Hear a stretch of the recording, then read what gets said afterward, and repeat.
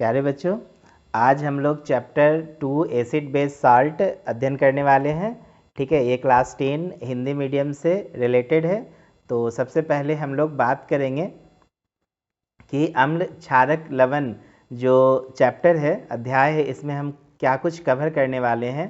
तो बच्चों, हम लोग इसमें अम्ल क्षारक के रासायनिक गुण को अध्ययन करेंगे, अम्ल क्षारक में समानताएं देखेंगे और अम्ल क्षारक के जलीय विलयन की प्रबलता को समझेंगे।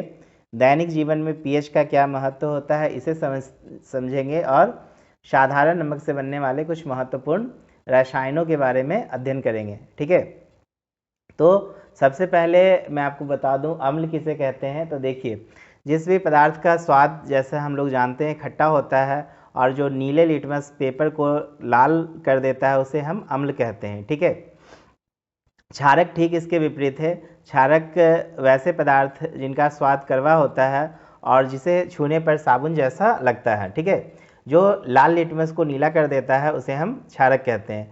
बच्चों, यहाँ पे प्रश्न उठता है लिटमस पेपर क्या है। तो लिटमस पेपर एक इंडिकेटर की तरह बिहेव करता है। ठीक है, जो हमें पदार्थ की अम्लीय और क्षारकीय गुण को बताता है। ठीक है, लिटमस एक प्राकृतिक सूचक होता है जो लीचेन के रस से निकलता है। ठीक है, और जब लिटमस का घोल अम्लीय क्षारकीय नहीं होता है तो यह बैंगनी रंग का होता है और लिटमस अक्सर लाल और नीले लिटमस पेपर के रूप में, ठीक है, मार्केट में उपलब्ध होता है।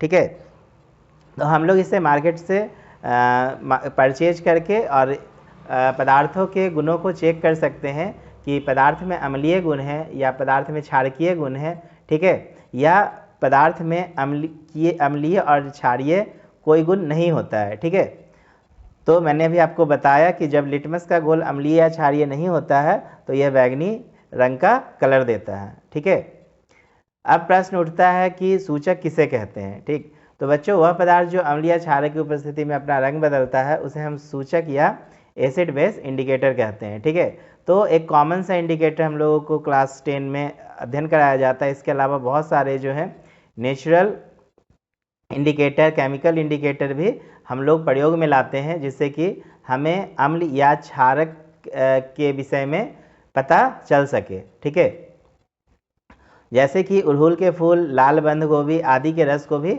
हम लोग एसिड बेस इंडिकेटर के रूप में प्रयोग करते हैं। इस तरह के सूचकों का उपयोग दो कारणों से किया जाता है, क्योंकि ये इस्तेमाल करने में काफ़ी आसान होते हैं और काफ़ी सुरक्षित होते हैं। ठीक है, इसलिए हम लोग इस तरह के इंडिकेटर का प्रयोग अध्ययन के रूप में करते हैं। ठीक है, दूसरा गंधीय सूचक, कुछ ऐसे भी पदार्थ अम्ल या क्षारक की उपस्थिति में कुछ ऐसे भी पदार्थ होते हैं जो अम्ल या क्षारक की उपस्थिति में अपना गंध बदल देते हैं। ठीक है, ऐसे पदार्थों को हम गंधीय सूचक कहते हैं। ठीक बच्चों, विशेषकर गंधीय सूचक जो है वैसे छात्रों को, जैसे कि नेत्रहीन छात्र हैं, ठीक है, उनको अम्लीय और गुणीय क्षारकों को समझने में काफ़ी आसानी होती है। उदाहरण के रूप में जैसे कि आप प्याज, वनीला एसेंस, लौंग इत्यादि को जब इंडिकेटर के रूप में प्रयोग करते हैं तो ऐसे सूचक को हम गंधीय सूचक कहते हैं। ठीक है, इसके बाद हम लोग बात करेंगे बच्चों अम्ल और क्षारक की धातु के साथ अभिक्रिया। जैसा कि हम लोग जानते हैं कि कोई भी अम्ल जो है किसी धातु के साथ अभिक्रिया करता है तो एक लवण और हाइड्रोजन गैस बनाता है। ठीक है, अब ध्यान देंगे, जब भी कोई अम्ल जो है धातु के साथ अभिक्रिया करेगा, जैसे आप यहाँ पर देख रहे हो मेटल एसिड के साथ अभिक्रिया करके साल्ट और हाइड्रोजन गैस बना रहा है। जैसे उदाहरण के तौर पे जिंक के दानेदार टुकड़ों के ऊपर जब हम तनु सल्फ्यूरिक एसिड को डालते हैं तो उसमें बुलबुले बनने लगते हैं। ठीक है ना, और इससे हम समझते हैं कि हाइड्रोजन गैस का निर्माण हो रहा है। इस अभिक्रिया में जिंक सल्फेट भी बनते हैं। तो हमने देखा कि जिंक एक मेटल है, H2SO4 एक एसिड है। ठीक है, और इसके ऊपर जैसे ही हम लोगों ने जिंक के दानों के ऊपर जैसे ही हमने तनु सल्फ्यूरिक एसिड डाला तो एक बुलबुले भी हमें देखने को मिले। वो बुलबुले जो हैं हाइड्रोजन गैस के बुलबुले होते हैं। ठीक है, इसी प्रकार जब जिंक के दानेदार टुकड़ों के ऊपर तनु हाइड्रोक्लोरिक एसिड को डालते हैं तो भी जिंक क्लोराइड और हाइड्रोजन गैस का निर्माण होता है। ठीक है, तो ध्यान देंगे कि जब भी कोई अम्ल किसी धातु के साथ अभिक्रिया करता है तो एक तो लवण बनाएगा और दूसरा हाइड्रोजन गैस बनता है। यहाँ हम लोगों ने दो ऐसे रिएक्शंस को देखा, एक जिंक की अभिक्रिया हम लोगों ने सल्फ्यूरिक अम्ल से देखा और दूसरा जिंक की अभिक्रिया हम लोगों ने हाइड्रोक्लोरिक अम्ल से देखा। ठीक है, एक नोट है, इसे आप स्टडी करेंगे। जब नाइट्रिक एसिड किसी मेटल के साथ अभिक्रिया करता है तो बच्चों हाइड्रोजन गैस नहीं बनती है। ऐसा क्यों होता है? जैसे अभी आपने देखा कि स्ट्रॉन्ग एसिड में, ठीक है, H2SO4 और HCl जब अभिक्रिया किया जिंक से तो यहाँ पे हाइड्रोजन गैस का निर्माण हुआ, लेकिन जब नाइट्रिक एसिड किसी मेटल के साथ अभिक्रिया करता है तो यहाँ पर हाइड्रोजन गैस का निर्माण नहीं होता है। ऐसा क्यों होता है? तो ऐसा इसलिए होता है क्योंकि नाइट्रिक एसिड जो है एक प्रबल ऑक्सीडाइजिंग एजेंट होता है और ये हाइड्रोजन गैस का ऑक्सीकरण कर देता है, जिसके कारण जल बन जाता है। इसके अलावा नाइट्रिक एसिड का अवकरण हो जाता है और इससे नाइट्रोजन का एक ऑक्साइड जैसे कि N2O, NO, NO2 इत्यादि बन जाते हैं। लेकिन मैग्नीज और मैग्नीशियम बहुत ही तनु नाइट्रिक एसिड से अभिक्रिया करके हाइड्रोजन गैस का निर्माण करते हैं। तो आप ये भी ध्यान देंगे कि मैग्नीज और मैग्नीशियम जो है बहुत ही डाइल्यूट नाइट्रिक एसिड, ठीक है, कंसनट्रेटेड से तो ये भी नहीं करेंगे, लेकिन तनु नाइट्रिक एसिड रहेगा जिसमें मानते हैं कि पानी की मात्रा ज़्यादा होगी तो उससे यह अभिक्रिया करके हाइड्रोजन गैस का निर्माण करेगा। जनरली अगर हमसे पूछा जाए कि कोई स्ट्रॉन्ग जो मेटल्स होते हैं क्या वह कोई स्ट्रॉन्ग मेटल कोई भी मेटल मान लीजिए किसी स्ट्रॉन्ग नाइट्रिक एसिड से अगर अभिक्रिया करना चाहता हो तो क्या बनाएगा, तो हम कहेंगे कि यहाँ पर किसी भी प्रकार के हाइड्रोजन गैस का निर्माण नहीं होगा। ठीक है, आपने इसका रीज़न देख लिया, क्योंकि हमें पता है कि नाइट्रिक एसिड जो होता है प्रबल ऑक्सीडाइजिंग एजेंट होता है। ठीक है, इसके बाद देखिए हाइड्रोजन गैस के बनने का पता कैसे हम करेंगे। तो हम लोगों ने पिछले भी अध्याय में अध्ययन किया था कि जब निकली हुई गैस के पास जो हाइड्रोजन गैस जिस भी आप बीकर में जमा करते हो, ठीक है ना, उसके इर्द गिर्द जब आप जलती हुई माचिस की तिल्ली लाते हैं तो तिल्ली फटफट की आवाज़ के साथ जलती है, एक तरह का आपको पॉप साउंड सुनाई देता है। इससे निश्चित हो जाता है कि यहाँ पर हाइड्रोजन गैस ही बन रही है। ठीक है, इसके बाद बच्चों मेटल कार्बोनेट और मेटल हाइड्रोजन कार्बोनेट का अम्ल के साथ कैसे अभिक्रिया होती है। तो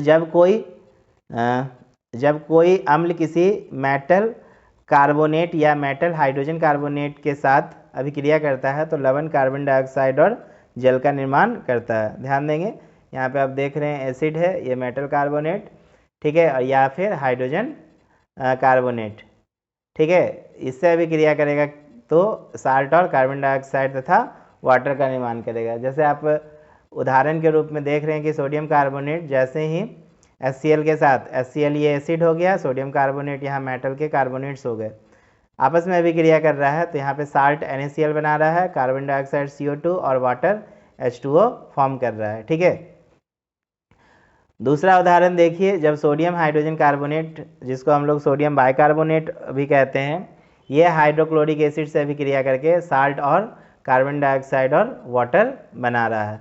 तो हमने देखा कि सोडियम कार्बोनेट भी एसिड से अभिक्रिया करके साल्ट कार्बन डाइऑक्साइड वाटर बना रहा है और सोडियम हाइड्रोजन कार्बोनेट और सोडियम कार्बोनेट दोनों ही HCl से अभिक्रिया करके NaCl कार्बन डाइऑक्साइड और वाटर बना रहा है। ठीक है, चलिए आगे देखते हैं कार्बन डाइऑक्साइड के बनने का हम पता कैसे करते हैं। तो देखिए, जब कार्बन डाइऑक्साइड गैस को चूने के पानी में प्रवाहित किया जाता है तो चूने के पानी का रंग दूधिया हो जाता है। ठीक है, ऐसा कैल्शियम कार्बोनेट के श्वेत अवक्षेप के कारण बनता है। जैसे कि देखो कैल्शियम हाइड्रोक्साइड यहाँ पर मैंने लिखा है, इसमें हम लोग CO2 के साथ अभिक्रिया कराएंगे तो यहाँ पर कैल्शियम कार्बोनेट का अवक्षेप बनेगा और क्या बन रहा है, वाटर। तो जब अत्यधिक कार्बन डाइऑक्साइड को चूने के पानी से प्रवाहित किया जाता है तो वह द्रव रंगहीन हो जाता है और ऐसा कैल्शियम हाइड्रोजन कार्बोनेट के बनने के कारण होता है जो जल में घुलनशील होता है। तो यह सवाल हम लोगों से पूछा भी जाता है कि कार्बन डाइऑक्साइड के बनने का पता करने के लिए एक एक्सपेरिमेंट करके आप बताओ। तो आप यहाँ पे कह सकते हो कि जब कार्बन डाइऑक्साइड गैस को चूने के पानी से हम प्रवाहित करते हैं तो चूने का पानी का रंग दूधिया हो जाता है और ऐसा कैल्शियम कार्बोनेट के श्वेत अवक्षेप के बनने के कारण होता है। ठीक है ना, यहाँ पर कैल्शियम कार्बोनेट का वाइट प्रेसिपिटेट बनाएगा और ध्यान दो, जब अत्यधिक कार्बन डाइऑक्साइड को चूने के पानी से प्रभावित करेंगे तो वह द्रव जो होता है रंगहीन हो जाता है, और ऐसा इसलिए होता है क्योंकि कैल्शियम हाइड्रोजन कार्बोनेट बनता है उस जगह पर, जो जल में काफ़ी घुलनशील होता है। ठीक है, इसके बाद हम लोग अध्ययन करेंगे कि अम्ल क्षारक के बीच अभिक्रिया क्या है। तो बच्चों, जब एक अम्ल किसी क्षारक के साथ अभिक्रिया करता है तो लवण और जल का निर्माण करता है। इस अभिक्रिया में अम्ल और क्षारक एक दूसरे के प्रभाव को उदासीन कर देते हैं। कहने का मतलब इंग्लिश में हम लोग इसे न्यूट्रलाइज कहते हैं, न्यूट्रलाइजेशन रिएक्शंस होती है। आप ध्यान देंगे, जब भी एसिड बेस आपस में अभिक्रिया करता है तो साल्ट और वाटर का निर्माण होता है। ठीक है, और ऐसे अभिक्रिया को हम उदासीनीकरण अभिक्रिया कहते हैं।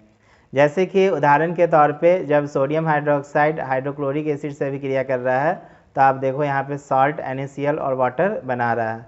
ठीक उसी प्रकार दूसरे उदाहरण में जब सोडियम हाइड्रोक्साइड H2SO4 से अभिक्रिया कर रहा है तो सोडियम सल्फेट और वाटर बना रहा है। तो हमने देखा कि अम्ल और क्षारक के बीच जब भी अभिक्रियाएँ होती है तो लवण और जल का निर्माण होता है। ठीक है, तो इस अभिक्रिया में होता क्या है, अम्ल क्षारक एक दूसरे के प्रभाव को उदासीन कर देते हैं। इसलिए बच्चों, जब हम लोग को कभी मान लीजिए एसिडिटी होता है तो हम लोग क्या करते हैं, मिल्क ऑफ मैग्नीशिया, ठीक है, या खाने वाला सोडा जो है लेते हैं 1 चम्मच, तो वो एक्सेस एसिडिक कैरेक्टर को तुरंत सोडा जो है वो न्यूट्रलाइज कर देता है।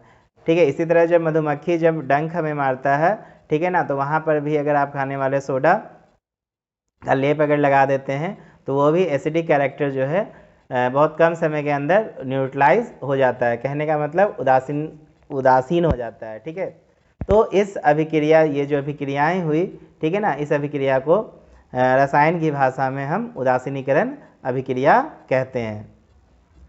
आगे देखेंगे बाबू, अम्ल और धात्विक मेटेलिक ऑक्साइड के बीच कैसे अभिक्रियाएं होती है।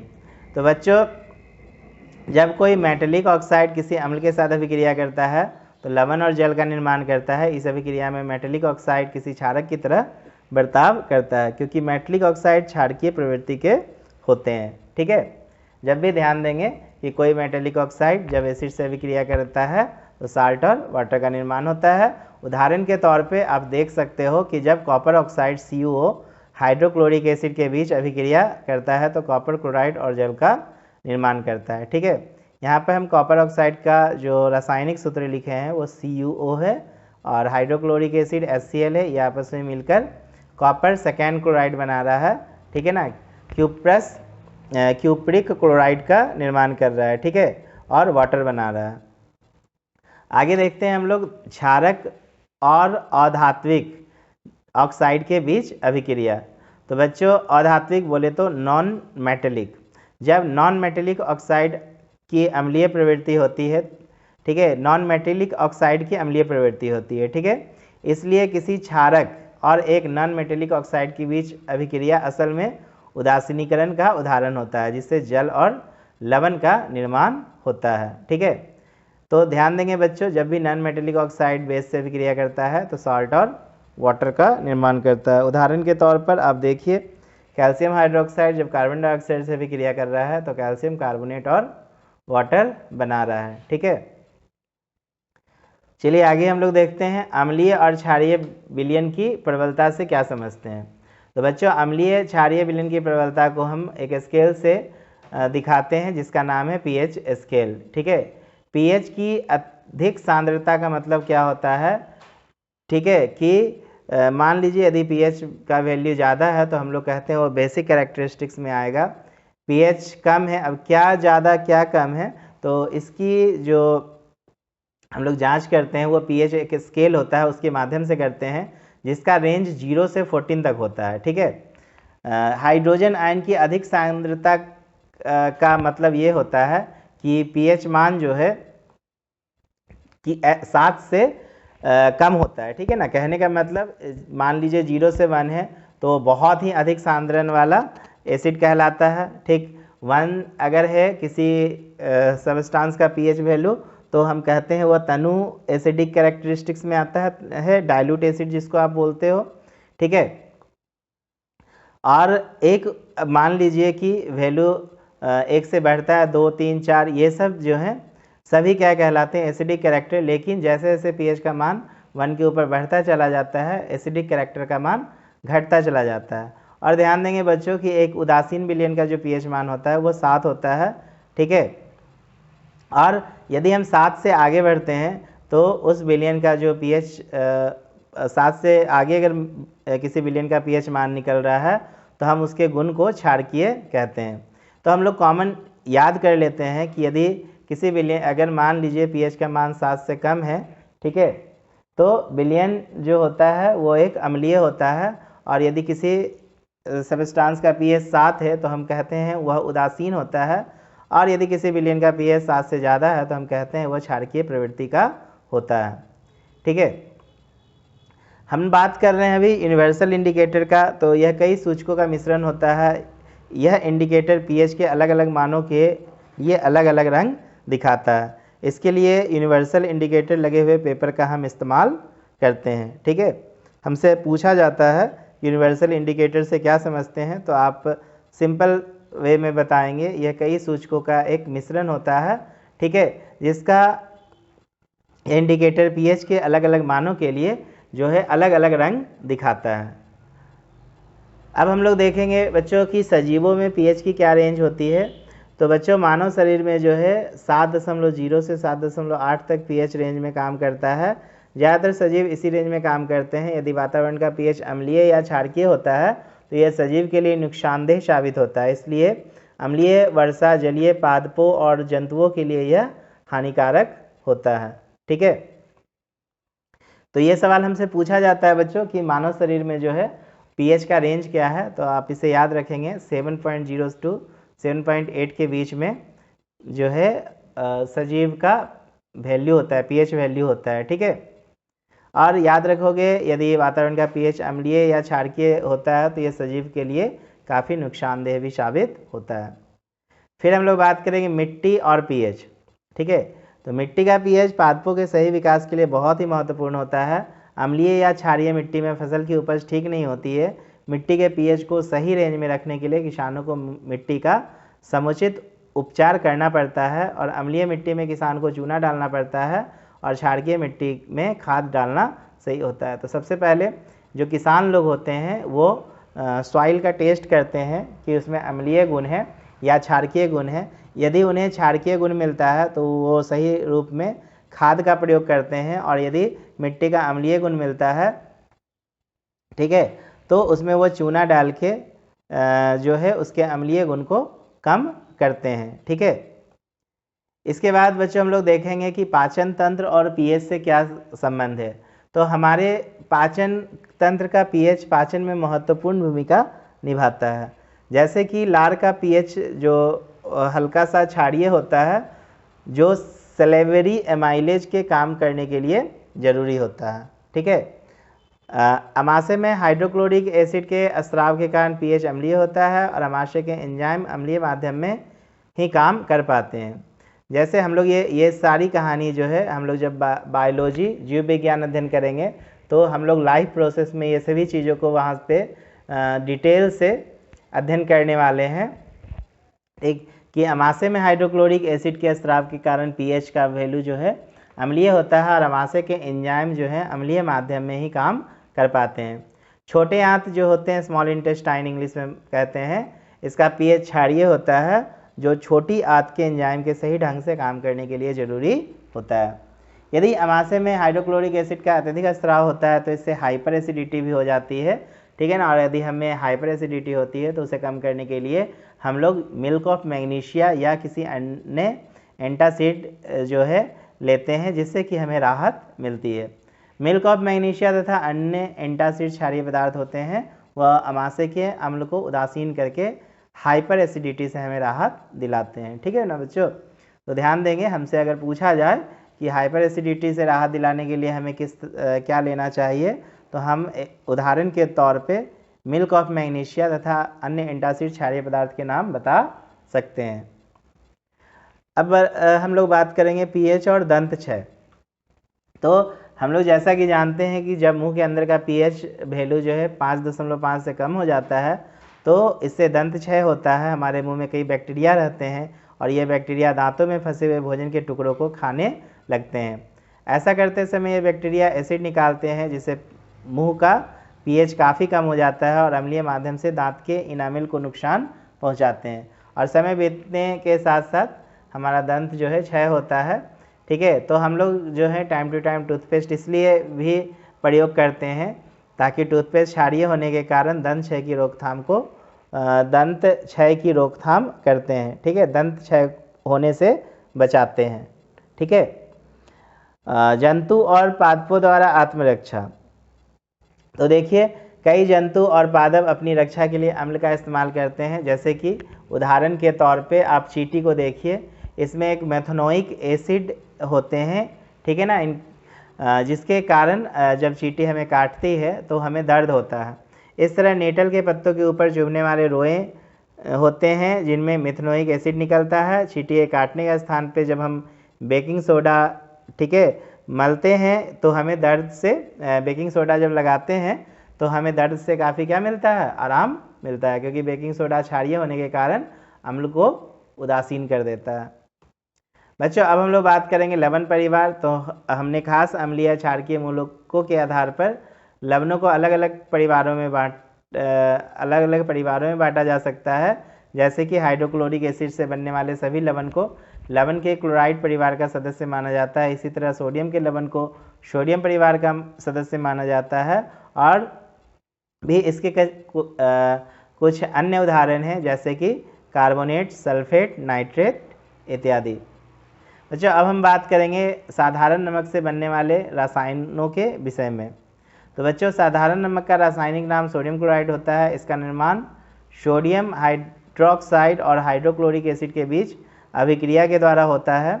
साधारण नमक को समुद्र के पानी से तैयार किया जाता है और इसके लिए समुद्र के पानी को उथले गड्ढों में जमा किया जाता है और फिर उसे वाष्पीकृत होने दिया जाता है। और जब सारा पानी भाप बनकर उड़ जाता है तो गड्ढे में नमक रह जाता है। इस नमक में कई अशुद्धियाँ होती है और उन अशुद्धियों को ही दूर करने के लिए हम नमक को कारखाने में भेजते हैं। फिर क्या होता है कि साधारण नमक का इस्तेमाल कच्चे माल के तौर पर कई महत्वपूर्ण रसायन बनाने में भी होता है, जैसे कि ब्लीचिंग पाउडर, बेकिंग सोडा और कॉस्टिक सोडा। तो आज हम लोग सीखने वाले क्या हैं कि जो साधारण नमक है जिनका नाम सोडियम क्लोराइड है, इससे बहुत तरह के अन्य अन्य पदार्थों का क्या होता है, निर्माण होता है। तो चलिए सबसे पहले हम लोग बात करते हैं सोडियम हाइड्रोक्साइड के विषय में। ठीक है, तो सोडियम हाइड्रोक्साइड को बच्चों लाई या कॉस्टिक सोडा भी हम लोग कहते हैं। साधारण नमक को क्लोर अल्काली प्रक्रिया से गुजारा जाता है जिससे कि सोडियम हाइड्रोक्साइड बनता है।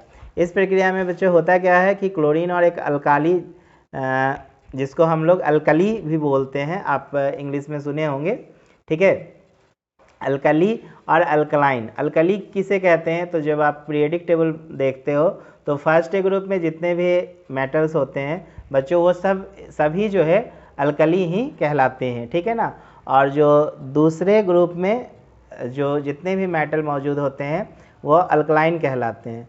ठीक, तो यहाँ पर अल्कली जो है हाइड्रोक्साइड बना रहे हैं, जैसे कि सोडियम फर्स्ट ग्रुप से बिलोंग करता है, तो ये अल्कली NaOH का निर्माण करते हैं, इसलिए इस प्रक्रिया को क्लोर अल्कली या क्लोर क्षार प्रक्रिया हम कहते हैं।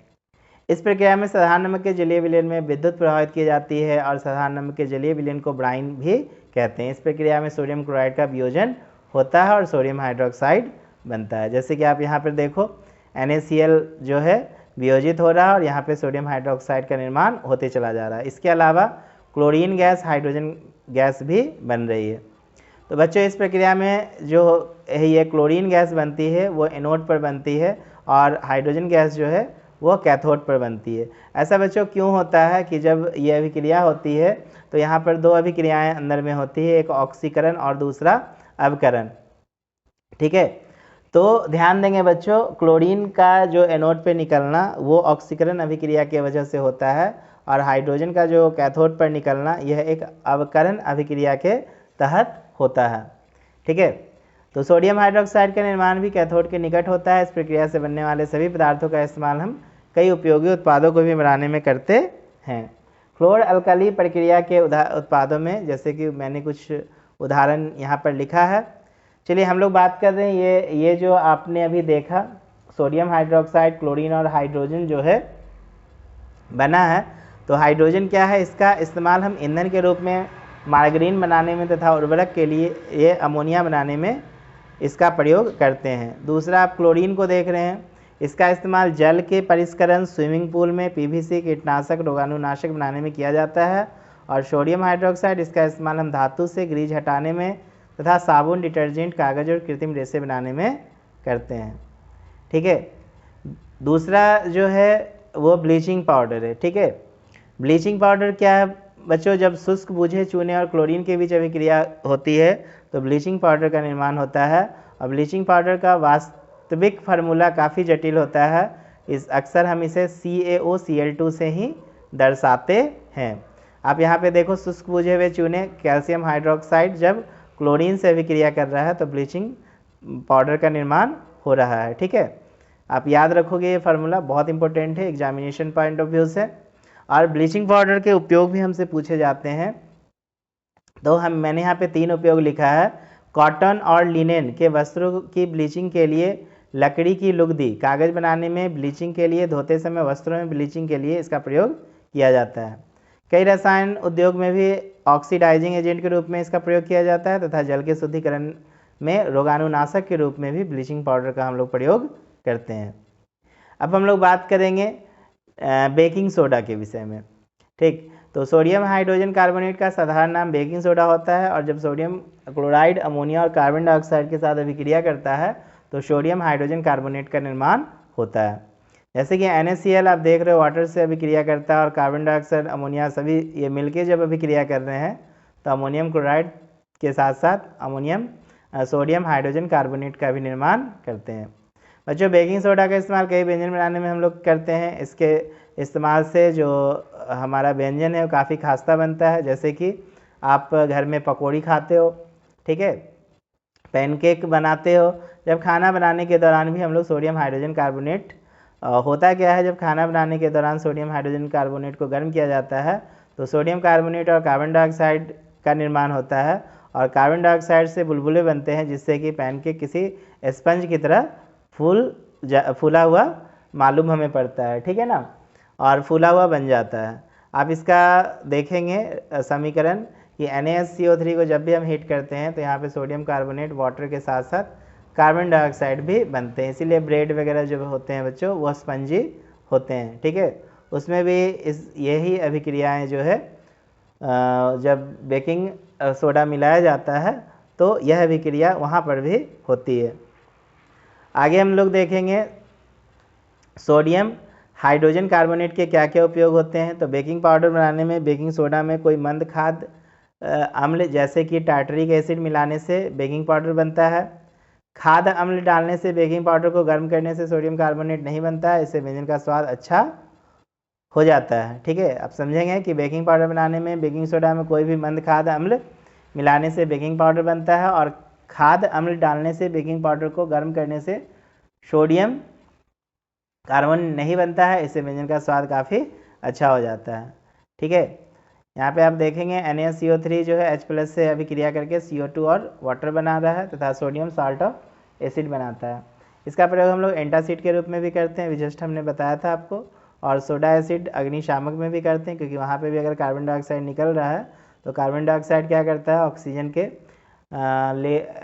ऑक्सीजन का जो वहाँ पे एटमॉस्फेयर है उसे आने से रोक देता है, जिससे कि आग बुझ जाती है। आगे हम लोग बात करेंगे कि धोने वाला सोडा। धोने वाला सोडा का बच्चों रासायनिक फार्मूला NO2CO3.10H2 होता है। सोडियम हाइड्रोजन कार्बोनेट को गर्म करने से सोडियम कार्बोनेट बनता है और वॉशिंग सोडा बनाने के लिए सोडियम कार्बोनेट को क्रिस्टलाइज किया जाता है। ठीक है, तो आप ध्यान दीजिए, वॉशिंग सोडा बनाने का ये तरीका है। जब सोडियम कार्बोनेट 10 मोल वाटर से सोडियम कार्बोनेट के 1 मोल वाटर के 10 मोल से अभिक्रिया करते हैं तो सोडियम कार्बोनेट का इंटू 10 मोल वाटर बनता है। ठीक है, इसका नाम जो है धोने वाला सोडा है। ठीक है, चलिए आगे हम लोग बढ़ते हैं। यहाँ पे एक चीज़ ध्यान देंगे कि इस वॉशिंग सोडा का जो उपयोग है, ठीक है, वॉशिंग सोडा का जो उपयोग है वो घरों में सफाई करने के लिए किया जाता है जल से अस्थायी कठोरता हटाने के लिए किया जाता है, कांच, साबुन, कागज उद्योग में किया जाता है, और सोडियम के कंपाउंड बनाने में किया जाता है। ठीक है बच्चों, तो हम लोगों ने यहाँ पे देखा भी कि सोडियम कार्बोनेट कैसे बना है। तो हमने सबसे पहले सोडियम हाइड्रोजन कार्बोनेट को गर्म किया होगा, उससे सोडियम कार्बोनेट बना, वापस वो सोडियम कार्बोनेट 10 मोल वाटर से अभिक्रिया करके जो है सोडियम कार्बोनेट .10H2O बनाया, जिसे हम धोने वाला सोडा कहते हैं। आगे हम लोग देखेंगे क्रिस्टलन का जल। आप कभी देखते हो, जैसे अभी इसमें ही आपने देखा कि Na2CO3.10H2O, तो यहाँ पे 10H2O जो है ये क्रिस्टलन का जल है। कहने का मतलब इसके एक क्रिस्टल में जल के 10 मॉलिक्यूल हमें देखने को मिलते हैं। तो लवण के एक सूत्र इकाई में जल के निश्चित अणुओं की संख्या को ही हम लोग क्या कहते हैं, क्रिस्टलन का जल कहते हैं। जैसे अभी हमने देखा वाशिंग सोडा के एक सूत्र इकाई में जल के 10 अणु मौजूद होते हैं, इसलिए वाशिंग सोडा में क्रिस्टलन के जल की संख्या 10 होती है। इसी तरह जब हम कॉपर सल्फेट के क्रिस्टल में एक सूत्र में देखते हैं तो वहाँ पे 5 जल के अणु हमें दिखाई देते हैं। तो क्रिस्टलन जल की उपस्थिति के कारण किसी लवण के क्रिस्टलन का एक खास रंग होता है। जैसे कॉपर सल्फेट का रंग हमें पता है कि नीला होता है, उस तरह कॉपर सल्फेट को गर्म करते हैं तो क्रिस्टलन के जल के निकल जाने के कारण कॉपर सल्फेट का रंग ग्रे हो जाता है। ठीक है, अब हम लोग देखेंगे प्लास्टर ऑफ पेरिस। तो बच्चों प्लास्टर ऑफ पेरिस कैसे हम लोग बनाएंगे, तो ध्यान देंगे कि जिप्सम के विषय में हम लोग जानेंगे। यहाँ पे एक रिवर्सेबल रिएक्शंस होगी। तो जिप्सम CaSO4.2H2O का एक लवण है जिसमें क्रिस्टलन के जल की अणु की संख्या जो है वो 2 है। और जब हम जिप्सम को 373 केल्विन टेम्परेचर पे तकरीबन 100 डिग्री C पे गर्म करते हैं तो कैल्शियम सल्फेट हेमीहाइड्रेट बनता है, जिसे हम साधारण भाषा में प्लास्टर ऑफ पेरिस कहते हैं। तो यहाँ पे देखो CaSO4.12H2O जो है, ठीक है, कैल्शियम सल्फेट हेमीहाइड्रेट इसे हम पढ़ेंगे ये, और इसे ही हम प्लास्टर ऑफ पेरिस कहते हैं। और बच्चों वापस जब यही कैल्शियम सल्फेट हेमीहाइड्रेट वापस 1.5 मोल वाटर से अभिक्रिया करता है तो फिर से ये जिप्सम बना देता है। तो यहाँ पे हम देख रहे हैं एक तरह का रिवर्सेबल भी रिएक्शंस होगा। जब आप इसे हिट कर रहे हो तो प्लास्टर ऑफ पेरिस बन रहा है और प्लास्टर ऑफ पेरिस वापस 1/2 मोल वाटर से अभिक्रिया करके जिप्सम बना सकता है। इसका प्रयोग जो है प्लास्टर ऑफ पेरिस के उपयोग में हम लोग इसका उपयोग करते हैं। ठीक है, टूटी जैसे प्लास्टर ऑफ पेरिस का क्या उपयोग है, तो टूटी हड्डी को जोड़ने में, प्लास्टर कास्ट बनाने में इसका प्रयोग किया जाता है, मूर्ति कलात्मक वस्तु आदि बनाने में भी इसका प्रयोग किया जाता है। चलिए अब ये पूरे अध्याय का हम लोग एक सारांश देखेंगे। ठीक, जो पदार्थ स्वाद में खट्टे होते हैं वो नीले लिटमस को लाल कर देते हैं, उसे हम अम्ल कहते हैं। दूसरा पॉइंट, जो पदार्थ स्वाद में कड़वे होते हैं, छूने पे साबुन जैसे लगते हैं, लाल लिटमस को नीला कर देते हैं, उन्हें हम क्षारक कहते हैं। जो पदार्थ अम्ल या क्षारक की उपस्थिति में अपने रंग में बदलाव दिखाते हैं उन्हें हम एसिड बेस इंडिकेटर कहते हैं। जब एक अम्ल किसी मेटल के साथ अभिक्रिया करता है तो बच्चों लवण और हाइड्रोजन गैस का निर्माण होता है। अगला है जब एक अम्ल किसी मेटल, ठीक है ना, मेटल होगा यहाँ पर, कार्बोनेट या मेटल हाइड्रोजन कार्बोनेट के साथ अभिक्रिया करता है तो लवण कार्बन डाइऑक्साइड और जल का निर्माण करता है। अगला पॉइंट है कि जब एक अम्ल किसी क्षारक के साथ अभिक्रिया करता है तो लवण और जल बनाता है। दूसरा अगला पॉइंट है, जब एक मेटेलिक ऑक्साइड किसी अम्ल के साथ अभिक्रिया करता है तो लवण और जल का निर्माण करता है। जब एक नॉन मेटेलिक ऑक्साइड किसी क्षारक के साथ अभिक्रिया करता है तो लवण और जल का निर्माण करता है। अगला, अम्लीय या क्षारीय विलयन की प्रबलता को pH स्केल पर हम दिखाते हैं। और हमने पढ़ा था कि मानव शरीर में जो है pH का रेंज 7.0 से 7.8 के बीच होता है और ज़्यादातर सजीवों का शरीर भी इसी pH रेंज में काम करता है। साधारण नमक का इस्तेमाल कई महत्वपूर्ण रसायन बनाने में किया जाता है, कच्चे माल के रूप में होता है, जैसे कि ब्लीचिंग पाउडर, बेकिंग सोडा और कॉस्टिक सोडा इत्यादि। तो बच्चों आज हम लोगों ने अध्ययन किया एक शॉर्ट समरी क्लास 10 का chapter number 2 acid base salt का। ठीक है, तो आई होप कि आपको ये काफ़ी हेल्प करेंगे एग्जामिनेशन पॉइंट ऑफ व्यू से भी। ठीक है, आप इसे अगर 1-2 बार देखेंगे तो आपको चैप्टर का पूरा सारांश जो है अच्छे से समझ में आएगा। इसके नेक्स्ट लेक्चर में हम लोग इससे रिलेटेड जितने भी क्वेश्चन आंसर हैं, जैसे कि ब्लूप्रिंट के क्वेश्चन आंसर के अलावा जो एक्सरसाइज से संबंधित जितने भी क्वेश्चन आंसर हैं हम लोग करेंगे। ठीक है ना, तब तक आप इसे रिवाइज कीजिए, लिखिए, ठीक है ना, मेमोरी में रखिए, आपके लिए ये काफ़ी हेल्पफुल होंगे। ठीक है ना, धन्यवाद।